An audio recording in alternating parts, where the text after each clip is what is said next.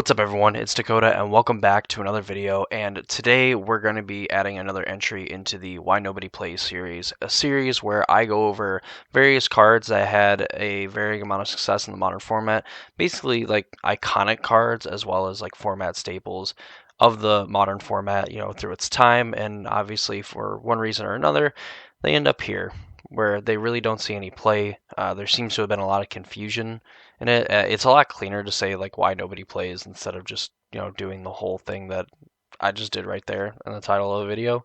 Plus, more people watch it, of course. So, and that's kind of like the point, get people to watch this and kind of have fun, like diving into the like history, a little bit of like the modern format, explaining why cards are good and what going forward, like what has happened to make them not good anymore.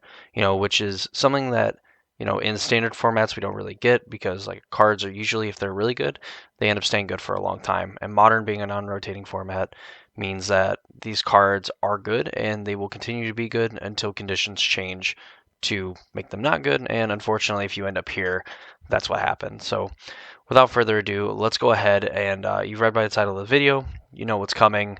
And today we're going to be looking at former Jund staple, Dark Confidant, the great one, Bob Maher's invitational card that he got from the 2004 Magic Invitational and got to design and be a part of and everything, kind of like what we see now from like the World Championship. So let's go ahead, let's jump over, take a look at Dark Confidant and explain what the heck happened to this former format staple. So here it is, Dark Confidant in all of its glory, its original printing in the original Ravnica set, with the likeness of Bob Maher, who the card is obviously designed after. It has been reprinted multiple times since this, in mainly like Modern Master sets and like other like Master sets that we got kind of before the introduction of Modern Horizons and things like that. So yeah, Dark Confidant was a card printed in like 2004, 2005, by indicated by the bottom of the card. And it's very simple in design, being a one generic and one black for a 2/1 human wizard, which is like a pretty good creature type, honestly. And at the beginning of your upkeep, you reveal the top card of your library. You put that card in your hand, you lose life equal to its converted mana cost. Now, in a world where people are playing the One Ring, Lorien Revealed, all these pitch elementals, things like that, Dark Confidant absolutely sucks. Could you imagine to draw an extra card, you have to pay 5 life? It's crazy. So in today's meta where people kind of want to play some of these bigger and flashier spells where there is decks and even Jund to a point, and a lot of these other mid-range decks are built to be pretty lean and super efficient in the spells that they play. When we got a card like Fatal Push and Thoughtseize and Lightning Bolt, all 1 mana cards, Dark Confidant reveals it and, you lose a life. That's kind of the industry standard in a way of like drawing a card. You end up paying a life, you get an extra card. Pretty simple. But it never really felt that way, and this is kind of like an aside note. Whenever you play with Dark Confidant, you'd be playing with like Bloodbraid Elves and Lilianas and stuff like that, Kolaghan's commands. You would always hit those if you were playing with Dark Confidant. You would always hit your 3 and 4 mana spells, every single time, and then Dark Confidant would kill you. And when your opponent had a Dark Confidant, it always seemed like they just hit lands or like 1 mana spells. So it's like they were basically painlessly getting to draw extra cards, that they were getting to hit their land drop every turn, and then just kind of take over the game that way. Of course, remembering Magic at that time, the mid 2010s was a different time, where there is some format efficiency. There's definitely, you can tell that there are some cards that are very good for rate. Of course, like Tarmogoyf being one of the best creatures, and probably still even on rate, especially now with a more of abundance of different card types, is probably one of the best and most efficient creatures that you can play. Just even like not even just at its cost, but probably somewhere ranging in like the top 10 creatures that you could play in the format in terms of just pure size. Dark Confidant, on the other hand, gave Jund a way to take its 1-for-1s and just slowly get back some of that like card advantage, or I guess create card advantage rather. So you would see, Jund decks like on turn 2 play Dark Confidant, and from there just kind of hope that, their Dark Confidant could kind of carry them to victory. in terms of like just making sure that they hit their land drops, that they hit some of their cheaper spells, and that their draw step was going to give them like their Lilianas. It was going to give them even like their Tarmogoyfs and things like that. Eventually later, Bloodbraid Elf and things like that. So Dark Confidant, living up to its flavor text, greatness at any cost. You are essentially willing to roll the dice on, Dark Confidant could deal me like 0 damage throughout this game, or it could deal 10 like out of nowhere. And just kind of speaking to the power of this card, because like every Jund deck played it, and up until the late 2010s, I want to say, like really even before like Modern Horizons came out. Of course, when Modern Horizons came out and we got Ren and 6 and things like that, kind of like the death of just 1 toughness creatures in general. They have to be very, very powerful. Dark Confidant was always like, do we play this card? Do we not play this card? And before, the mid 2010s, like you absolutely play Dark Confidant. The card advantage that it just generates and it produces, even at the chance of taking, 3 or 4 damage, there's also times where you could just take 0 and you just end up drawing extra lands and life ends up being very good. So, and also on top of it too, like I guess technically Dark Confidant doesn't draw the card. Like this is exactly how his text reads right now, is how it reads on every printing of the card. So you get around kind of like what would be like the Bowmaster effects of drawing a card. You get around like Narset, Parter Avails, and things like that. So definitely in a world where efficiency was king and the best deck in the format, or one of the best decks in the format, one of the most feared, whatever you want to call it, was built on the efficiency of its threats. Dark Confidant was amazing. Imagine playing against Jund back in like the mid 2010s, and even if you were playing something like Pod or Splinter Twin or whatever, you really didn't want to play against them because they were just able to Thoughtseize, take your combo piece, take a threat, take something away from you that was obviously going to help forward your game plan, and then they slam a Dark Confidant on turn 2, and then if you just let it sit on the battlefield for a few turns, like yeah, sure, it might deal 4 or 5 damage to your opponent. But how we've always said it here, it could deal 0, and it's not something that we necessarily see on cards nowadays, where it's just kind of random. I think Modern is at the point now, even like the older formats like Legacy, where you would see like Dark Confidant being played, you see that efficiency plus consistency is super important. And even back then, it was important. Don't get me wrong. I think efficiency and the less random chance is important, but Dark Confidant was worth it in a way. I mean, getting to draw extra cards, getting extra cards put into your hand, even at almost any cost. I mean, if you got to draw 5, 6 extra cards with Dark Confidant, how do you not win the game? I mean, aside from it just straight up killing you, how do you just not win? How are you not able to effectively control the board and kill your opponents, Pestermites, Deceiver Exarchs? How are you not able to kill their Kitchen Finks and keep them dead? And just going on and on.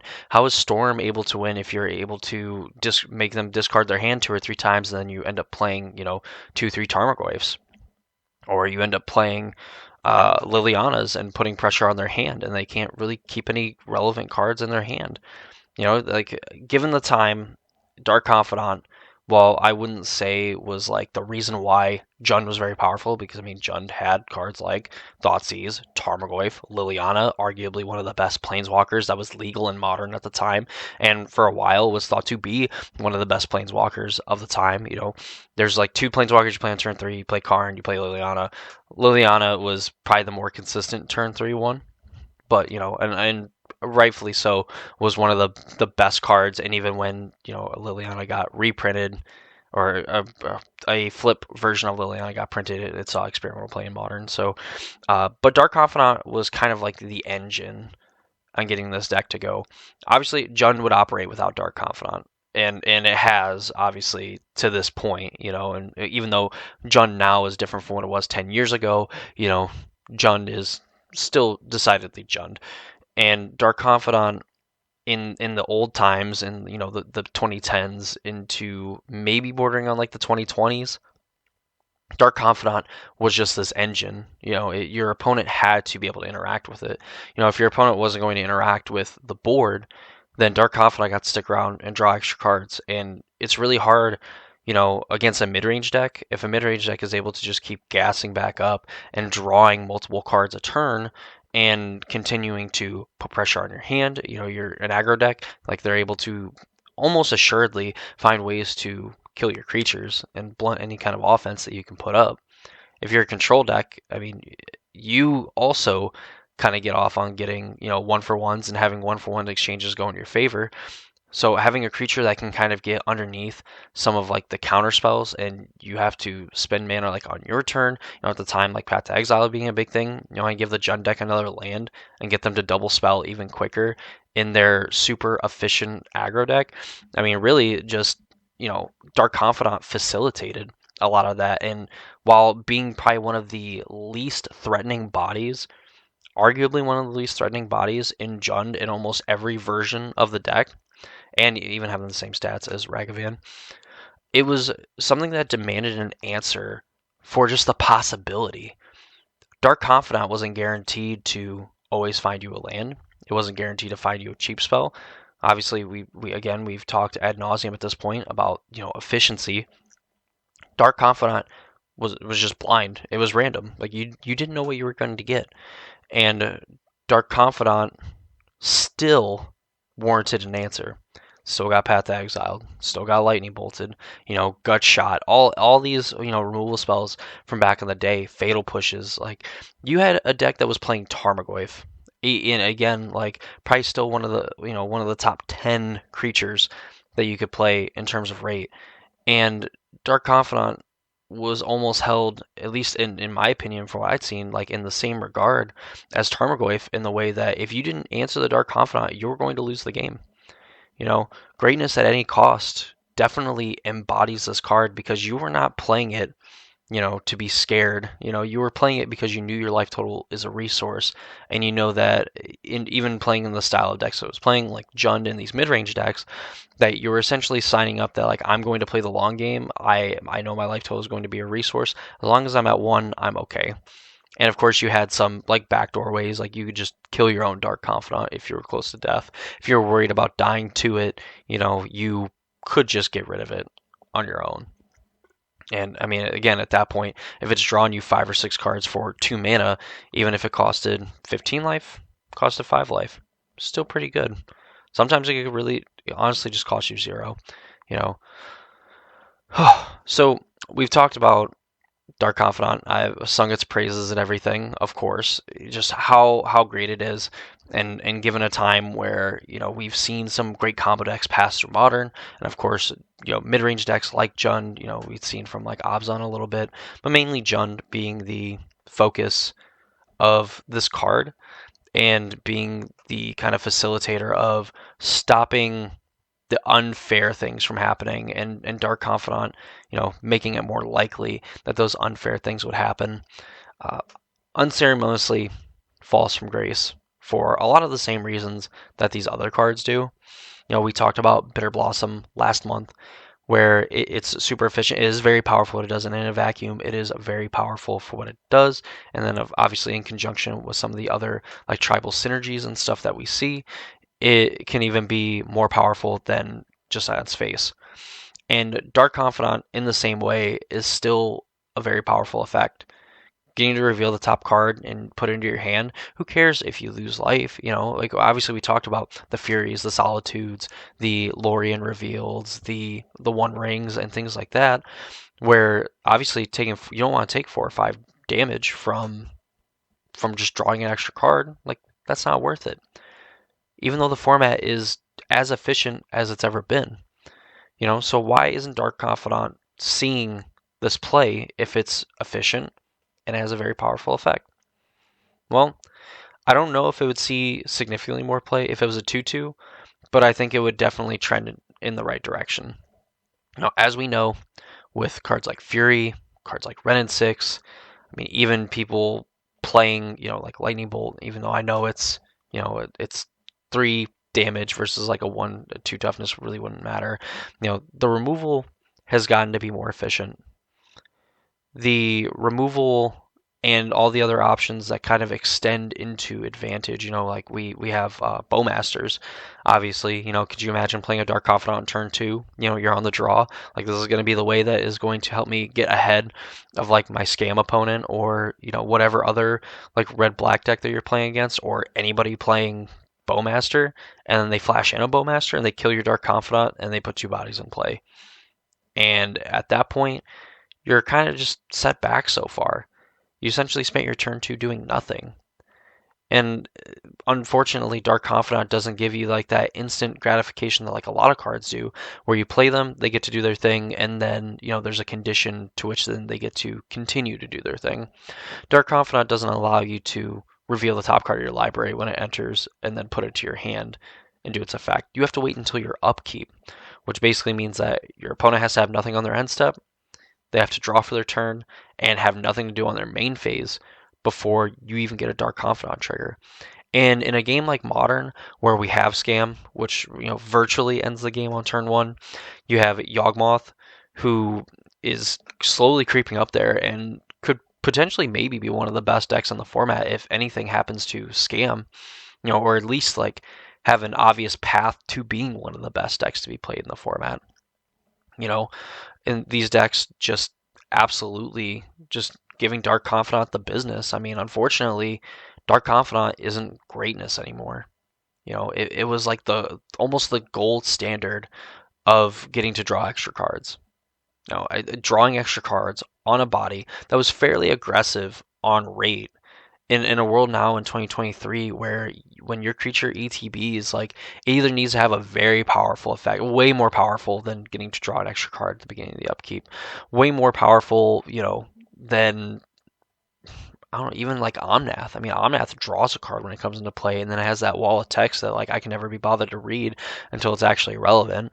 We have Nissa, who sees very fringe play, is very good and very good in those like elemental, 4 or 5 color Omnath decks that sees play in like 1 or 2 copies, and it can actually like draw cards off like fetch lands and things like that. And Dark Confidant, unfortunately, just doesn't do any of that. It's very underwhelming now for the times. Way back when it's like, oh, it's an innocuous card. Even if you were like a newer player and you saw it, it's like, well, your opponent loses life to draw cards. That's not good. But in reality, it was great because decks were built around it, and efficiency came in the mana cost as well. Where nowadays, like the mana cost and the efficiency of a card just don't line up because everything is just so power crept and so above rate than what it was 10 years ago. And unfortunately, that's where the story ends for Dark Confidant. Doesn't see any play in Modern. It's not good enough. And it's honestly a shame. And I mean, it's a shame for any card to end up like in this series, because obviously at one point these were great cards. And you could argue Dark Confidant being one of the greatest cards in Modern. Definitely one of the most impactful. I mean, yeah, you had, Pod and Twin, those are like synonymous with, combo back in like the mid 2010s. I mean, people still wanting Pod and Splinter Twin to be unbanned and give them a chance in the current Modern format and everything that the format itself is capable of doing. And maybe one day we'll see that. But Dark Confidant is probably not a card that we're going to see without significant changes. I think if you want a Dark Confidant to work in 2023, going into 2024, you would have to add at least one more toughness to this guy, and you'd probably have to have it be at least an ETB. That's probably like the floor of where this card would like border on playable. Where essentially it's 2 mana 2/2. You get to reveal the top card, put it into your hand, and lose life equal to its converted mana cost. And then, of course, at the beginning of your upkeep, you get to do the same thing as well. And I think there you start to have a pretty playable card that could maybe possibly survive in the format and still be a card that your opponent has to decide if they want to answer it or not. And really, unfortunately, that's the end of our story for Dark Confidant. Bob Maher might have been put on one of the greatest invitational cards ever printed, and at least arguably one of the most impactful. There's a few other ones that I can think of, for their time that was very impactful, but none kind of like Dark Confidant, in its own unique way, was this card that people respected in Modern. And it was a card that, you had to be aware of, and a card that played a pretty dangerous game depending on who you were, and really kind of is this basic form of understanding that your life total is a resource and figuring out when you have to care about that resource, or you could potentially lose the game. And sometimes Dark Confidant was the difference of winning and losing games. And if its legacy is being a part of Jund and being, probably arguably one of the best creatures to play in early Modern, and even coming into the more modern age of Modern, where there's at least an argument to play it or not, definitely speaks to the power level of this card and how sought after it was, and just, again, how important it was to the format and to Jund, of course. So that's going to do it for me. That's Dark Confidant, the great one, Bob Maher, greatness at any cost. If you enjoyed this video, please leave a like, comment down below if there is another card that should end up on this list. I would greatly appreciate any and all suggestions. I definitely read all of them. This is actually suggested by someone in the comments of my last Why Nobody Plays video, so I greatly appreciate that. That's going to do it for me. Hope you all enjoyed, and hope to see you all in the next one.